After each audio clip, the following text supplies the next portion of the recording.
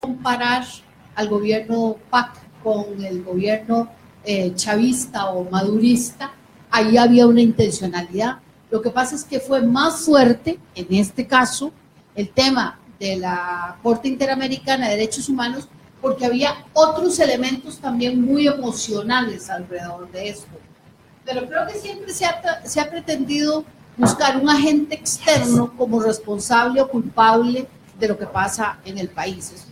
Me parece que es una estrategia con la que con alguna frecuencia nuestros políticos pretenden manipular, ¿verdad? Ya en ese trajín diario con el que participan. Tenemos mucha gente, no vamos a poder leer hoy toda la gente. Saludos a Víctor Rojas, que está en Perú, a don Robert Araya, mucha gente aquí, y a doña Leda Montoya, que también les manda saludos cordiales. A Lunasa, era el tema con el que quería arrancar doña Marta Blanco. Adelante, doña Marta. Correcto, muchísimas gracias. En los últimos días ha habido dos noticias con respecto a Lunasa. Una tiene que ver con un préstamo de $3 millones que le hicieron el Banco Nacional y el Banco de Costa Rica, y luego la otra que salió es la de la solicitud de suspensión de contrato laboral que hizo a Lunasa para 340 empleados de la empresa. Para los más jóvenes, para los que no conocen mucho de la historia de Lunasa, me tomé la libertad de hacer una reseña muy rápida para ubicarnos. Lunasa fue una de las empresas que creó Codesa, que fue creada en 1981 bajo el modelo del Estado productor, el modelo productivo socialista realmente. El Estado empresario. El Estado empresario. Corporación Costarricense de Desarrollo, Codesa. Creada para resolver, Lunasa fue creada específicamente para resolver el problema social y de alto desempleo que había en Punta Arenas y específicamente en Esparza, que es donde está la empresa. Luego, Codesa empezó un proceso de privatización entre el 84 y el 94, y en el 97 es cuando ya finalmente Codesa termina de cerrar con pérdidas por $65,000 millones de ese momento. De colones debe ser. Dólares. 65,000 millones de sí, dólares. Señor, don Fabio. Pero Codesa como un todo, perdón. Sí, pero aún así. La mente solo en Lunasa. Sí. No, Lunasa no, Codesa. Codesa. Eran 17 empresas y 25 en las que tenía algún tipo de participación. Ahora, la CVG, que es la compañía venezolana de Guyana, empezó a comprar, ella fue creada en 1960 bajo un modelo también de Estado emprendedor, y ellos tienen 14 empresas con más de 20,000 empleados en este momento. Y entre los años de 1988 y 1994 empezó a comprar acciones, primero el 40%, hasta finalmente quedarse con los 100% de las acciones de Lunasa. Ahora, no sé si todo el mundo está consciente de que Lunasa está en zona franca, por lo cual no paga impuestos al país. Luego se habla, estoy poniendo como hechos puntuales de todo lo que ha pasado en toda esta historia que está digna de hacerse una serie de Netflix, en serio.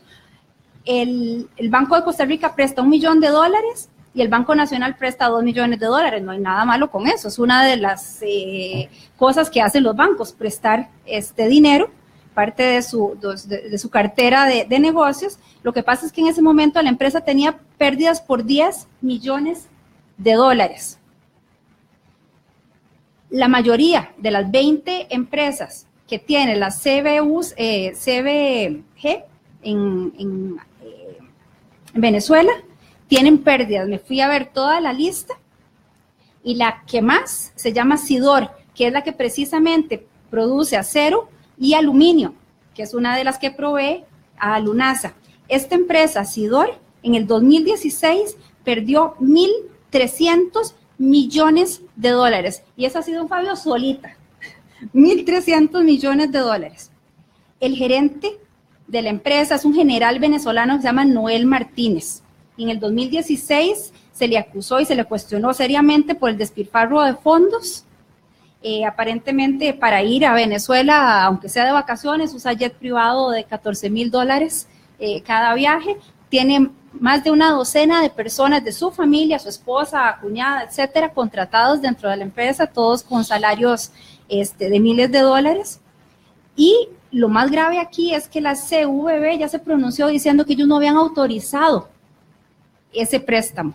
Y el general dice que él lo hizo a crédito personal, porque la empresa tenía 10 millones de pérdidas y necesitaba dinero para poder salir adelante. Los bancos no han dado declaraciones acogiéndose al secreto bancario.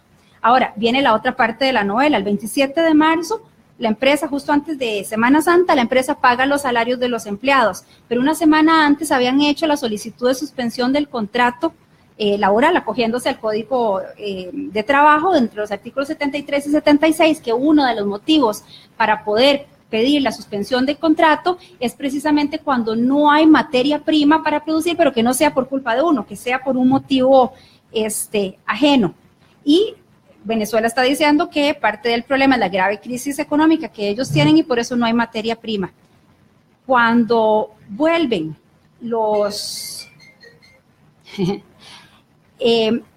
les pagan a los empleados el 27, al día siguiente en forma oral les dicen que no tienen que volver porque se acogieron a la suspensión de contrato laboral, pero se lo dijeron en forma verbal. Entonces los empleados se fueron al juzgado de trabajo para preguntar cuáles eran sus derechos, qué podían hacer, y les dicen que se tienen que presentar después de Semana Santa porque pueden ser acusados de abandono laboral por no tener documentos que así lo dijeran. Ellos llegaron con documentos asesorados por el Tribunal de Trabajo y no los dejaron ingresar a la empresa y tuvieron que llamar a la Guardia Rural para que dieran fe de que ellos sí habían ido. Luego, aquí también otra cosa que uno no se espera de una serie de televisión, el 2 de abril la empresa solicita el traspaso de sus propiedades a un fideicomiso. Aparentemente no lo terminaron de lograr hacer porque se ha realizado un embargo preventivo de parte de los empleados que en caso de que la suspensión del contrato laboral no sea legal, pues entonces ellos siguen con el embargo preventivo.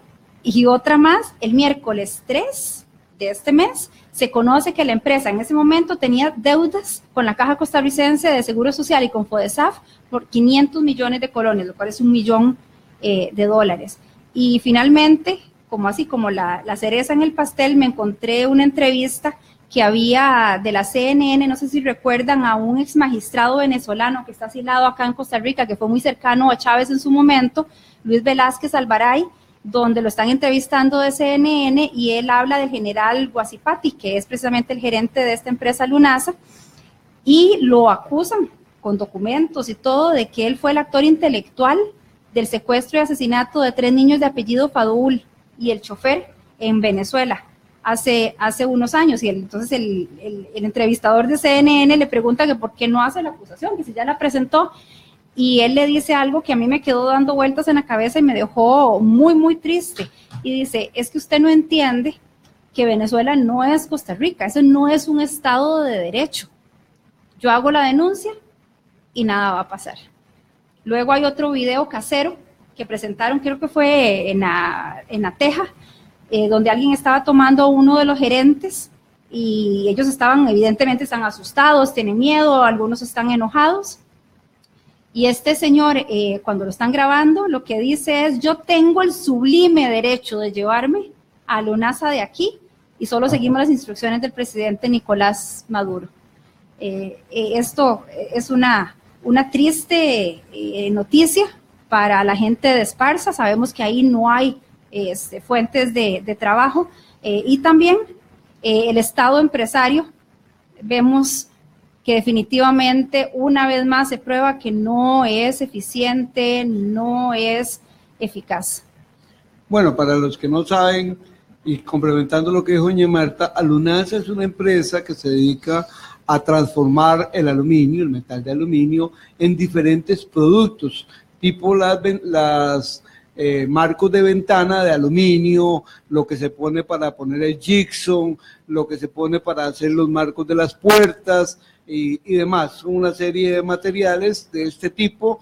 Y el problema aquí básicamente es que Esparza no tiene otra industria, ni ninguna industria similar a esta que pueda absorber a esa cantidad de mano de obra. Entonces, y este es un principio, y ya se venía diciendo, incluso en algún programa hace unos años, un par de años, en este programa, doña Iris, habíamos dicho de la problemática de que se habían distribuido muchas de estas empresas como botín político para los generales en ese momento de alta gratitud, porque habían sido complacientes en aquel momento con Chávez y ahora con Maduro. Así es que no es nada nuevo, no es una noticia nueva, y desgraciadamente para Costa Rica. Ya en algún momento lo habían tratado de cerrar por un conflicto internacional entre don Oscar Arias y el coronel Chávez, o Maduro, no me acuerdo cuál de los dos estaba, Chávez.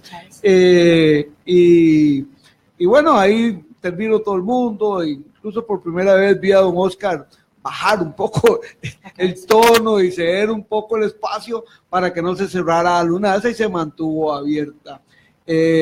Toda la demás historia que contó doña Marta es muy dolorosa, y bueno, ya es bien sabido que el Estado empresario solo funciona, y yo soy partidario de eso, a diferencia posiblemente de doña Marta, cuando tiene competencia de verdad al frente. O sea, si tiene el ICE competencia, va a funcionar; si tiene los bancos competencia, va a funcionar; si el INS tiene competencia, va a funcionar, porque es muy sencillo, si no funciona, quiebra. Y funciona, y le voy a decir una cosa, es el balance exacto y perfecto para que la empresa privada no haga lo que hace el monopolio del cemento. Se llaman por teléfono y se ponen de acuerdo. Eso es la única manera del balance real cuando un mercado es tan pequeño como el nuestro. Porque además ahí hay otra realidad, así como Sempasa fue comprada por mexicanos y suizos, ¿verdad? Sempasa era parte de esas empresas del Estado empresario, y hoy tienen un oligopolio, hacen lo que les da la gana, venden el cemento 34% más caro que en el resto de Centroamérica, al país que es el que les dio la materia prima, o a los consumidores, al país tal vez no, pero a los consumidores sí, que es lo que importa.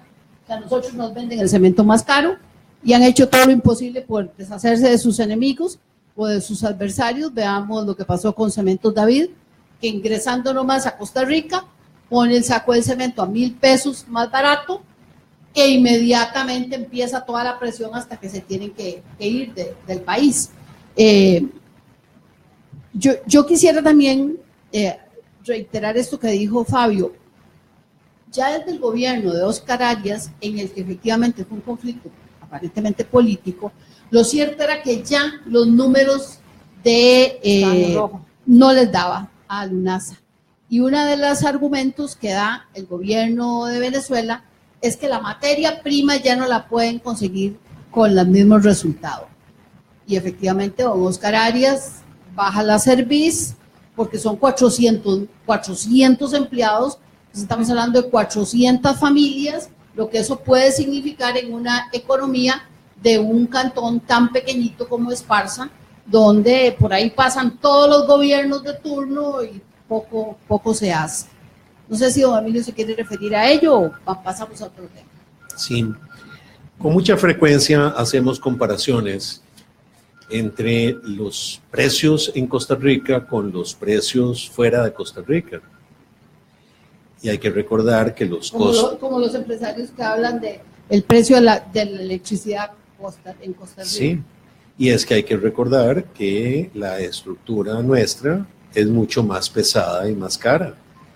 Cuando hablamos de que hay un 34% de diferencia en un producto, ¿cuál será el porcentaje de diferencia en sueldos y salarios sin cargas sociales, solo sueldos y salarios?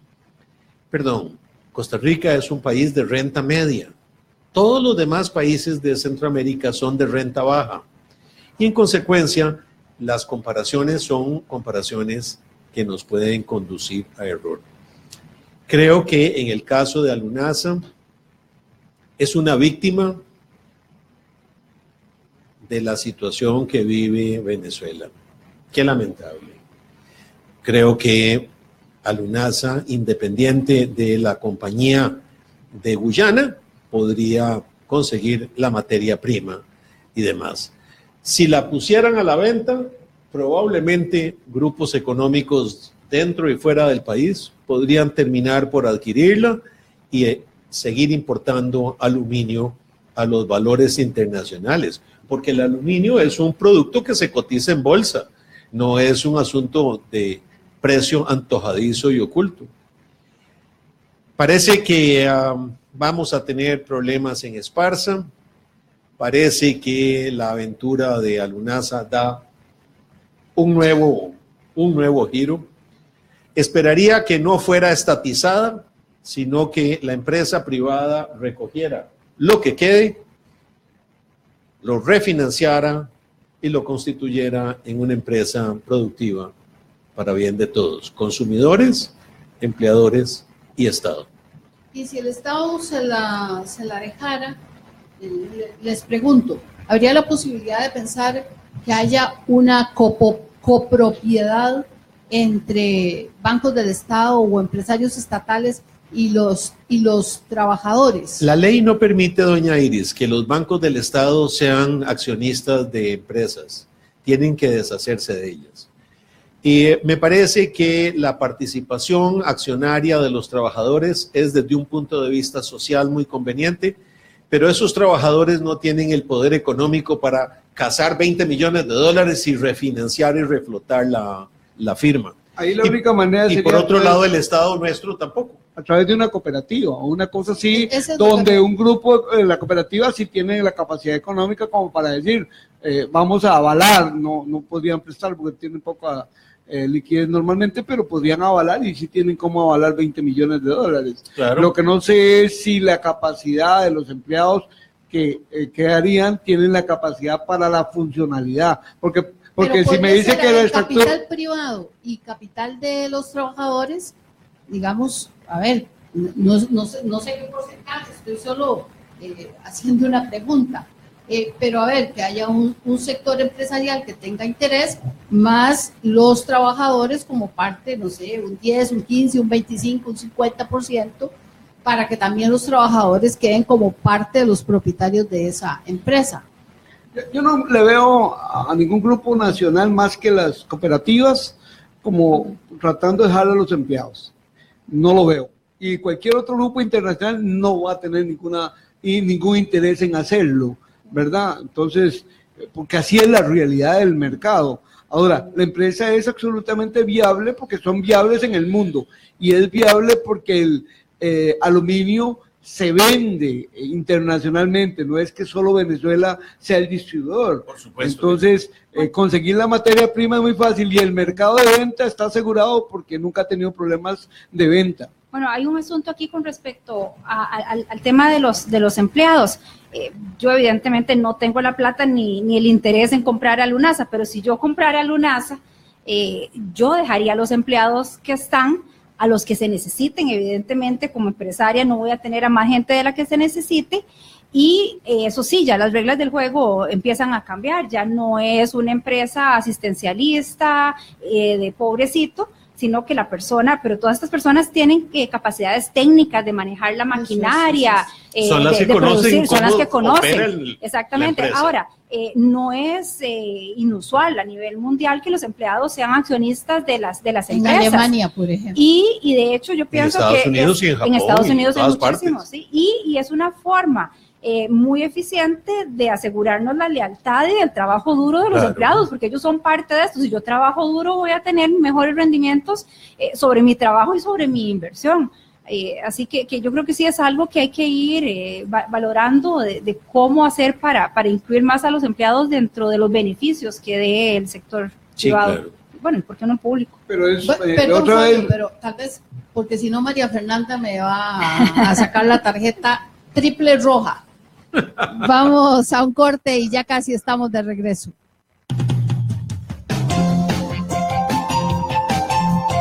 Esto es Confrontación Democrática.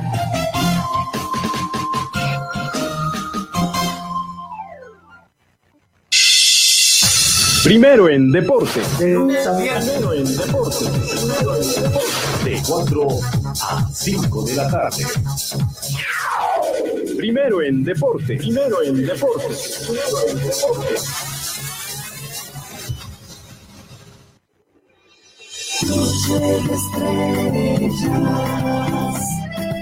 Noche de estrellas. Noche de estrellas.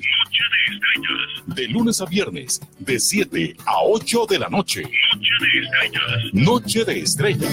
El Radio Centro, la radio completa.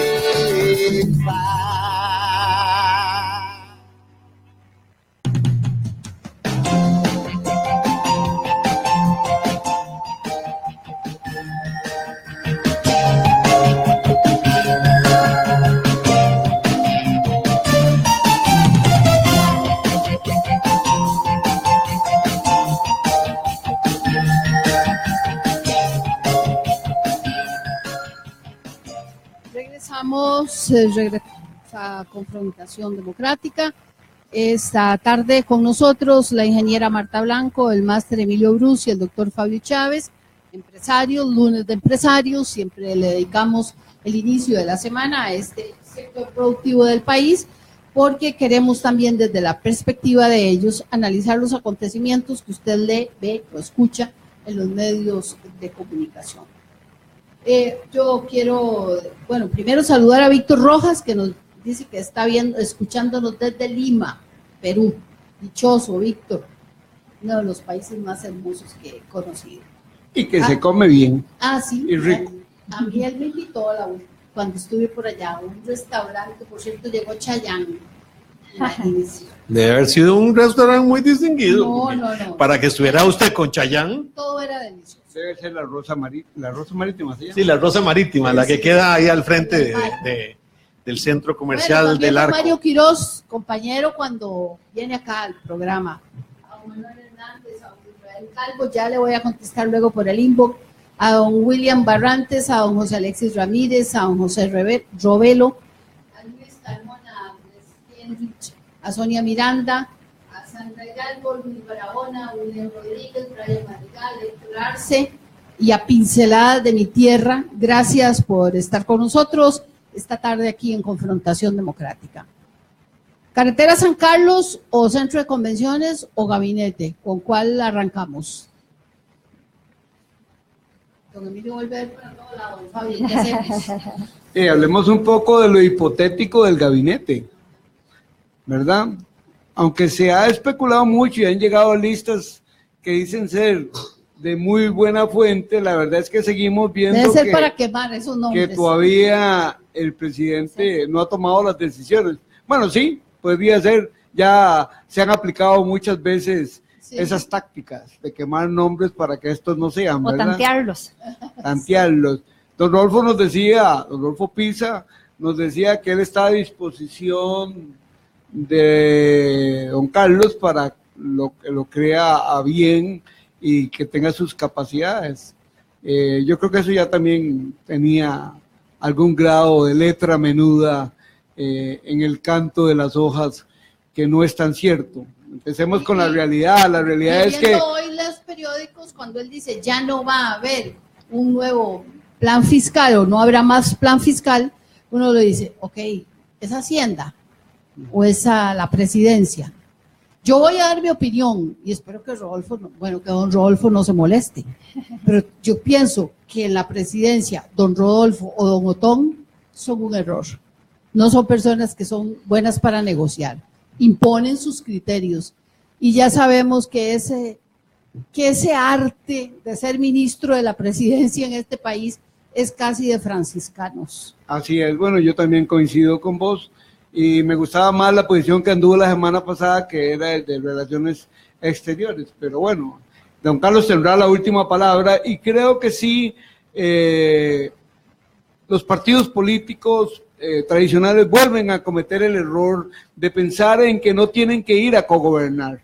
Perdón, en Alemania, en Inglaterra, en todos esos países, cuando yo me voy a darle el apoyo a un gobierno, me voy a cogobernar y cargo las responsabilidades y también las felicitaciones de lo que haga positivo. Es que los tiempos cambiaron y pareciera que Liberación y la Unidad y los chiquitillos, que es peor, creen que van a seguir en eso. Es que cuando yo voté por la Unidad, y lo digo públicamente, yo voté para que él gobernara, para que él fuera gobierno.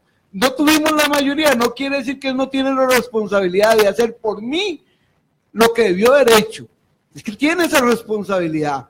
También tiene la obligación de evitar que el que está al frente haga cosas desastrosas en las cuales nuestra ideología o nuestro comportamiento de grupo no estemos de acuerdo. Por lo menos hacer la denuncia posible, pero decir no cogobierno porque si no me embarro, no, perdón. Es como decir no tomo decisiones, que es lo que está pasando desgraciadamente en el gobierno, que los mandos medios no quieren tomar decisiones porque si no me embarro, entonces ¿para qué le pago? No es que le pago para eso, no es que van a estar involucrados para eso. No, perdón, se equivocan de nuevo y están destinados a la muerte los partidos que sigan pensando en que no me embarro porque ese no es mi problema. No, pidan todos los derechos que quieran o salgan gritando el día que no les convenga y denuncien lo que no les parece y se van, que eso sí tienen derecho, pero no huyan, no se laven las manos de antemano porque esa no es la nueva fórmula de hacer política. Coincido absolutamente con Fabio. Ese maniqueo con el que antes funcionaban ya no les va en esta época. Significa que no han comprendido la tarea que les corresponde a los partidos políticos. Pareciera que efectivamente lo que quieren es continuar deteriorándose. Hay una cosa muy, muy interesante. Estaba viendo precisamente cuando estaba hablando don Fabio, que había visto una entrevista que le habían hecho a Carla Prendas en La Nación, la jefa de fracción del Partido Liberación Nacional, y al César lo que es del César. Ella habla aquí precisamente de que su propio partido debe poner las barbas en remojo y que ella coincide que lo que está haciendo Carlos Alvarado en este momento está bien. Él lo que tenía era un caudal de 14% de los votos del costarricense, todos los otros votos son prestados o son un voto de oposición a ciertas posturas, etcétera. Y que la forma de hacer política en el país está cambiando y que ahora lo que se necesita es unir y no dividir. Ella hace referencia a las divisiones que hay dentro de su propio partido y yo voy a ir... Es una generación nueva. Pareciera que ella representa a esos sectores dentro de Liberación Nacional que sí están haciendo la lectura adecuada de los tiempos. Ahora, difiero con ella en ese texto, porque me lo leí con calma, de que es solo con un gran congreso ideológico para tratar de permear las nuevos planteamientos de por dónde quiere la sociedad, que son suficientes para renovar un partido. No, la suficiencia está en entender que el mundo cambió, que las decisiones se toman diferente, que los chats y las redes nos tienen informados o desinformados, pero al instante, en segundos. Entonces, no es solo como antes, haciendo un gran congreso ideológico, no, eso se queda para los viejitos. Para mí, por ejemplo, que era haciendo un gran congreso ideológico y lo hicimos, porque era el momento, era la única manera de tener los instrumentos para poder discutir y imponernos a los mayores de aquella época. No, eso ya se quedó atrás, no es suficiente, no es que no haya que hacerlo y la felicito, sí, pero no es suficiente. Sí, lo que sí es importante es la negociación por intereses. ¿Qué puede uno ceder? ¿Qué no puede ceder? ¿Qué es totalmente imposible para uno de cruzar la línea desde su punto de vista, desde su punto de ideología? Pero yo lo veo, por ejemplo, con los liberales, desde partidos como el PUS, que ahora está dividido en dos, los mismos liberales. Ahora hace poco leí en redes sociales que querían hacer un partido liberal que fuera más conservador, o sea, conservar solo la agenda económica, pero no les gusta la parte progresista. Entonces, si seguimos dividiéndonos y subdividiéndonos, pues jamás vamos a llegar a más del 14% que tiene en este momento el PAC, o que tiene ningún otro partido por sí solo, ¿verdad? Sí, don Emilio. Sí, señora. Doña Iris, yo discrepo de don Fabio y discrepo de doña Marta y de usted en algunos de los detalles que hemos tocado. A mí me parece que hacer una alianza sobre la base de unas cuantas figuras estimables y unos cuantos caballeros y damas que van a ir a ocupar un puesto en el Poder Ejecutivo o en la embajada, en las embajadas costarricenses en el exterior, que no cuentan con respaldo legislativo, no tiene sentido, porque no tienen dientes ni garras para poder aprobar los proyectos que el gobierno envíe y que el gobierno y el país necesitan. Número uno.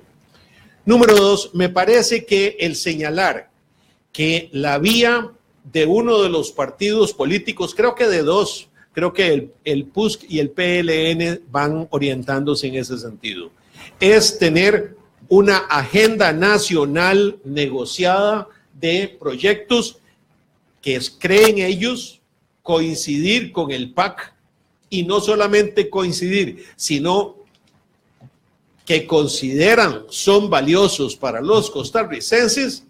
Es la vía para votar y aprobar esos proyectos. No se necesita ocupar puestos en el Poder Ejecutivo o unos puestos en las directivas de las autónomas o una posición en los bancos del Estado. Lo que se necesita es la decisión partidaria de los integrantes de las bancadas legislativas para darle el sí a los proyectos que don Carlos Alvarado y el PUSC, don Carlos Alvarado y el PLN hayan negociado y aprobado como tales. Pero don Emilio, tengo entendido que así es como lo están haciendo. Él se acercó al Partido de Liberación Nacional para hacer eso, y también con Fabricio parece que para la próxima semana hay una... Exactamente. Y creo que la forma como lo está haciendo el PLN es razonable. Y como lo hizo Rodolfo Pisa. No, como lo hizo don Rodolfo Pisa, no. Se hizo bajo una lista porque de propuestas. No tiene dientes ni garras, no tiene respaldo de los diputados. A ver, no es cierto, hoy viene el jefe de fracción, Ervin Macías, diciéndole a don Carlos Alvarado, presidente, perdón, aquí estoy. Perdón, no es cierto eso.